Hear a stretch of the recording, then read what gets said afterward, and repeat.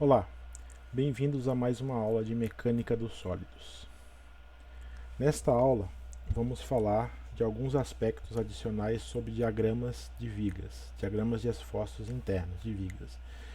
Em especial aqui, o caso onde existem várias seções de corte. Então, para que você consiga entender o conteúdo desse vídeo, é necessário que você já saiba fazer diagramas básicos para vigas, no caso para apenas uma seção. Eu vou deixar na descrição do vídeo e também aqui nos cards um link para a minha playlist de exercícios e de exemplos relacionados a diagramas de vigas. Então você pode consultar esse conteúdo e quando você tiver mais familiaridade com esse traçado de diagramas, você pode se aventurar aí por problemas um pouco mais complexos, problemas um pouco mais avançados. Este conteúdo pode ser encontrado aqui, eu estou usando a referência do Beer, no livro de Estática e Mecânica dos Materiais, são os capítulos 11 e 12 que tratam de flexões de vigas e projeto de vigas. Já no livro que é apenas de Mecânica dos Materiais, este conteúdo está nos capítulos 4 e 5. Então, seja neste livro ou em qualquer outro aí que trate do assunto, você vai encontrar diferentes exemplos e teorias e métodos diferentes para você fazer o traçado de diagramas. Eu estou usando um método específico que eu chamei de corta, retira, transporta, que na verdade não foi inventado por mim, é um método já tradicional aí usado por vários professores e escolas de engenharia, e é o método que eu estou adotando por achar que é o mais didático nesse momento. Nas próximas aulas eu vou explicar os outros métodos, inclusive os métodos baseados em integração das equações de vigas. Bom, nosso objetivo é o seguinte: eu tenho uma viga, por exemplo, biapoiada, com uma carga aplicada no centro do vão, como esta aqui. Naturalmente, se eu tivesse uma viga engastada, eu teria apenas uma única seção de corte aqui. Se eu tivesse apenas a carga P e o engaste no ponto A, seria apenas uma seção de corte se eu olhar entre o ponto C e o ponto A. Agora, como eu tenho a viga biapoiada, eu preciso entender o que acontece antes da carga P e depois da carga P. Tá? Esse é o objetivo da aula. Para você continuar o cálculo, é importante que você saiba também calcular as reações de apoio. Então, para conseguir fazer os diagramas corretamente, as reações de apoio devem ser calculadas corretamente. Então, se você ainda não tem prática nesse assunto, recomendo que também você estude e pratique esses conceitos, porque senão os diagramas ficarão automaticamente errados. Neste caso, qual que é o princípio, qual que é o raciocínio? Eu preciso olhar entre o ponto A e o ponto C tudo o que acontece. Toda vez que houver variação no carregamento, eu devo fazer um corte. Então, eu entrei na viga, tenho uma força aqui provocada pelo apoio. Então, eu tenho que fazer um corte aqui nessa região para entender o que acontece entre essa força e essa nova força aqui. Eu estou olhando um ponto imediatamente anterior à carga P. Andei pela viga, passei por um novo carregamento, uma nova influência de carregamento externo, eu tenho que fazer um novo corte. Portanto, eu faço o segundo corte, a segunda seção aqui, para olhar o que está acontecendo internamente na viga. Cheguei no apoio, eu estou olhando um ponto imediatamente anterior à força RB. A viga terminou, não preciso fazer mais nenhum corte. Então, nesse caso, eu tenho dois cortes. Esse raciocínio ele continua se tiver mais seções, mais regiões onde o carregamento variou. Neste exemplo, eu vou tratar apenas de dois cortes. Nos próximos vídeos, nas próximas aulas, eu vou tratar de exemplos aí baseados em 2, 3 ou mais cortes. Bom, tenho as minhas duas seções que eu preciso calcular. Como eu falei, existem vários métodos para calcular os diagramas. Tá? Além de ter vários métodos, existem várias maneiras possíveis para você analisar a seção, dependendo de como você define as variáveis de influência. Neste caso, eu chamei aqui de opção 1, opção 2 e opção 3 e vou explicar cada uma delas e explicar a vantagem e a desvantagem de cada uma delas. Tá? Primeiro, eu olho a seção 1. Então, eu estou assumindo que a seção 1 representa todos os pontos aqui entre o ponto A e um ponto imediatamente anterior ao ponto C. Então, ela vai do 0 até o L sobre 2 no intervalo aberto aqui. Então, essa é a minha variável x1 que foi definida para tratar a seção 1. Tá? Para a seção 2, o raciocínio natural imediato é que eu estenda a minha variável. Então, agora eu estou tratando uma nova seção, então eu coloquei uma nova variável, x2, e tenho que representar tudo o que acontece antes de chegar na seção 2, porque todas essas forças vão ter influência, tanto o RA quanto o P. E aí eu tenho agora a variável x1 e a variável x2. A variável x2 foi definida de 0 até L, ou seja, o comprimento total da minha viga. Mas notem que o gráfico só vai ser traçado para a seção 2 entre o ponto C e o ponto B.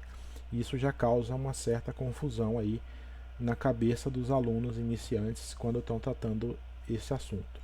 Outra coisa que deve ser observada, que o efeito da carga P no corte em 2 está ocorrendo a uma distância aqui, ó, que é um x2 menos L2. Isso causa outra confusão na cabeça dos alunos. Primeiro, que os alunos esquecem dessa distância ou se confundem em definir essa distância. Outra coisa que vai acontecer depois é que, especialmente se tiver carga distribuída, esses termos aqui, x2 menos L sobre 2, ou A, ou qualquer valor que for, também pode ser elevado ao quadrado ou multiplicado em potências aqui de polinômios em relação à variável x2. Isso vai causar um pouco de dificuldade nas contas. Então, eu não gosto muito de usar esse processo aqui em aulas por causa dessas confusões. Mas você vai encontrar esse método em vários livros, na maioria dos livros inclusive, usando esse raciocínio. Se eu tiver 10 seções, eu vou seguindo sempre da mesma extremidade, aumentando o escopo da variável x2, x3, x4, x5 e assim por diante. Tá? Sempre fazendo essas considerações. Deve funcionar da mesma maneira, é o método correto e é um método muito utilizado. Você deve escolher sempre o método que for mais confortável para você, que você entenda melhor e que te provoque menos chances de erros. Então essa que é a diferença. Então você deve fazer essa escolha, o que for mais fácil de entender. A opção 2, então eu faço a seção 1 da mesma maneira que eu já tinha feito, começando do ponto A em direção ao ponto C. Para facilitar as coisas, nada me impede de eu começar do ponto B até o ponto C. Então agora notem que a diferença é que eu começo uma nova variável a partir do ponto B com sentido contrário. Isso me simplifica muito os cálculos, porque eu tenho a tendência a considerar menos coisas para fazer o diagrama, menos forças e menos termos nessas forças. Então isso vai me facilitar traçar o diagrama. Tanto a opção 1 quanto a opção 2 vai gerar a mesma resposta em termos de gráfico. As equações vão ser diferentes. Uma pergunta que os alunos fazem muito é: para onde foi a carga P? Tá? Nem na seção 1, nem na seção 2 eu desenhei explicitamente a carga P. O que acontece é que a carga P já está embutida nos valores de RA e RB. Se você calculou corretamente as reações de apoio, então notem, calcular as reações de apoio corretamente é mandatório, inclusive o sentido. É comum a gente fazer exercícios onde o sentido das reações dá invertido. Quando eu vou traçar os diagramas, é importante levar o sentido correto das reações de apoio. Então, fazendo as contas corretamente, RA e RB já contém o valor de P, então vai funcionar corretamente. Essa é a opção que eu mais gosto de explicar para os alunos, principalmente nas vigas onde tem duas seções. Facilita muito os cálculos e facilita muito o aprendizado, tá? E quando tiver mais de duas seções, aí essa solução não vai resolver completamente. Então, eu posso usar ou a opção 1 anterior, ou fazer uma combinação dessas duas e chegar num outro raciocínio que eu chamei aqui de opção 3. Novamente eu faço a seção 1 e para a seção 2, observem agora que eu estou começando o meu sistema de coordenadas a partir do ponto C. E olho tudo que acontece entre o ponto C e a seção nessa nova variável x2. Observem também que o meu limite agora também mudou. Eu vou de 0 e o meu 0 é este ponto C até L sobre 2, que vai representar um ponto imediatamente anterior do ponto B. Tá? Mas eu não devo me esquecer de acrescentar o efeito dessa reação que estava aqui antes do ponto C. Como que ele aparece? Ele aparece como momento fletor e a cortante que foi calculada a partir da seção 1 ou da seção anterior se tiver mais do que duas seções. Tá? Então, se eu combinar a opção 2 e a opção 3, eu consigo resolver problemas com mais de duas seções. Então, são as opções que eu recomendo aí para fazer os cálculos e a opção que eu vou usar para fazer os próximos exercícios. Tá? Então, não esquecer de acrescentar o momento, a cortante, nesse caso aqui, e o momento fletor que foi acumulado devido às seções anteriores. Tá? Então, resolvendo rapidamente este exercício pela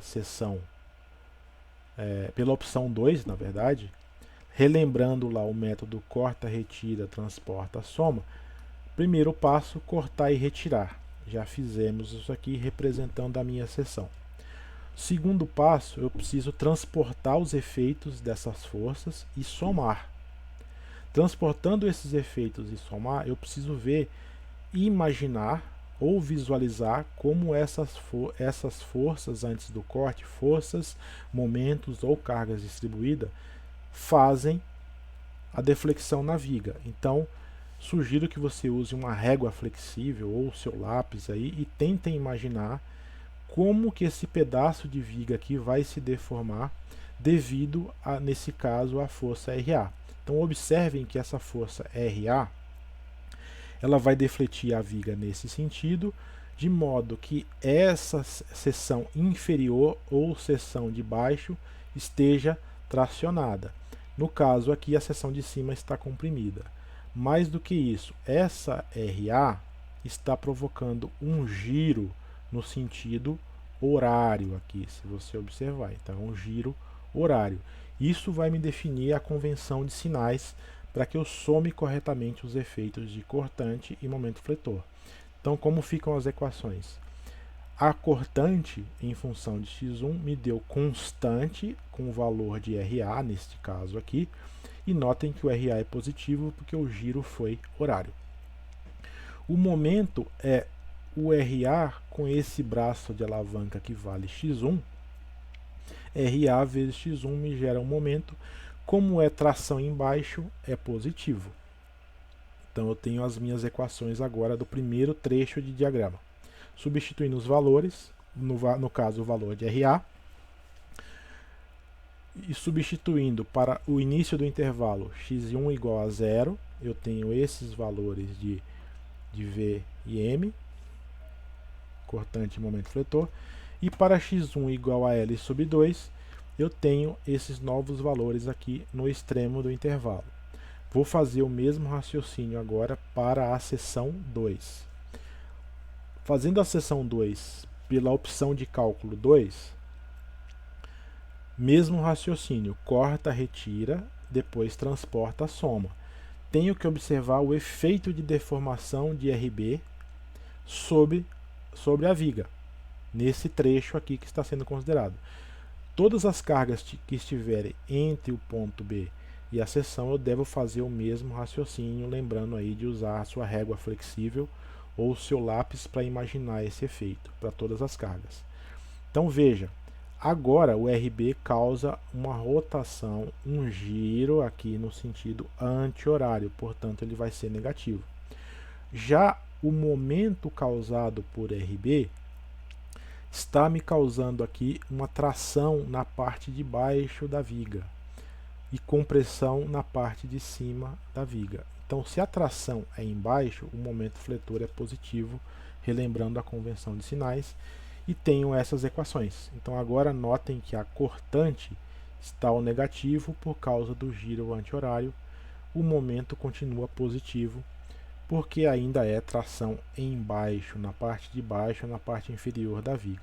Substituindo os valores, eu tenho a cortante com o sinal considerado, o momento fletor para a variável x2, para x2 igual a zero, ou seja, no início do intervalo, ponto B, eu tenho esses valores de cortante e momento fletor. Para x2 igual a L sobre 2, ou seja, um ponto imediatamente anterior ao ponto C, eu tenho esses valores para o momento fletor e cortante. Por final, o diagrama traçado vai chegar neste resultado, substituindo os valores. A cortante era constante deste lado da seção 1 e negativa constante deste lado da seção 2. O momento deu uma equação de reta neste lado da seção e uma outra equação de reta neste lado da seção. Voltando os valores aí, caso você não tenha anotado, são estes os valores, e reforçando que independente da opção de cálculo que você fizer, do método de cálculo que você usar para traçar os diagramas, os gráficos têm que dar o mesmo aspecto, o mesmo formato. Uma coisa que pode acontecer em alguns livros, alguns professores aí, principalmente da engenharia civil, gostam de traçar o momento positivo para baixo.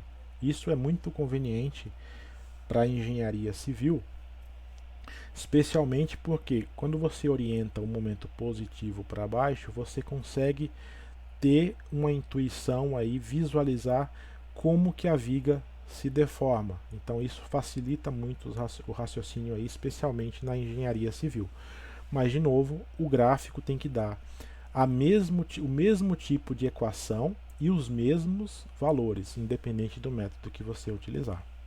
Então esse era o objetivo da aula.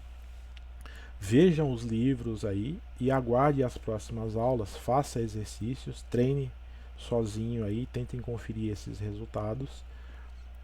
E nas próximas aulas eu vou resolver exemplos tanto de 2 sessões quanto de 3 sessões ou mais sessões. Então fiquem atentos. Obrigado pela atenção de vocês. O último aspecto aqui que não pode ser esquecido é, para traçar o gráfico, as variáveis têm que estar orientadas no sentido correto. Então como você definiu, você tem que usar para traçar o gráfico. Então isso é importante de ser lembrado, tá? Lembrando aí os livros que foram utilizados para montar essa aula, para montar esse conteúdo: os capítulos 11 e 12 de Estática e Mecânica dos Materiais e o capítulo 4 e 5 do livro Somente de Mecânica dos Materiais, aí, ambos do Beer e seus coautores aí, tá? Obrigado pela atenção, até a próxima.